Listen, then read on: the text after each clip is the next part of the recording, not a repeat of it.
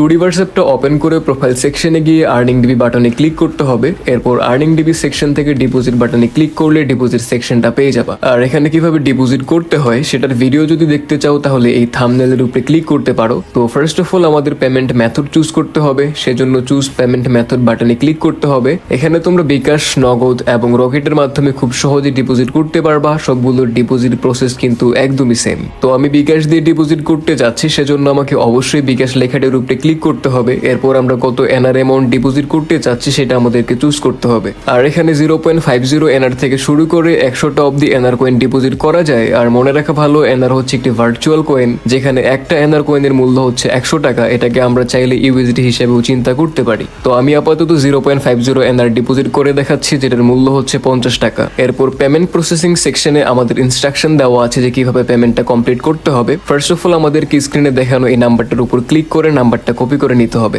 এরপর এখানে যে অ্যামাউন্ট লেখা আছে এই সেম অ্যামাউন্ট বিকাশের মাধ্যমে কপি করা নাম্বারটিতে আমাদেরকে সেন্ড মানি করতে হবে। আর মনে রাখা ভালো, স্ক্রিনে দেখানো নাম্বার বা ভুল অ্যামাউন্ট যদি সাবমিট করো তাহলে কিন্তু তোমার ডিপোজিট গ্রহণযোগ্য হবে না। সো ডিপোজিট করার সময় একটু ধৈর্য নিয়ে সবকিছু বুঝে শুনে তারপর ডিপোজিটটা করবা। তো সেন্ড মানি করলে তোমার কাছে সেন্ড মানি যে রিসিপ্টটা থাকবে সেখান থেকে ট্রানজেকশন আইডিটা কপি করে অ্যাপে আবার ফিরে আসতে হবে। এরপর এখানে অ্যাকাউন্ট বক্সে তুমি যে নাম্বারটি থেকে টাকাটি পাঠিয়েছো সেই নাম্বারটি লিখতে হবে।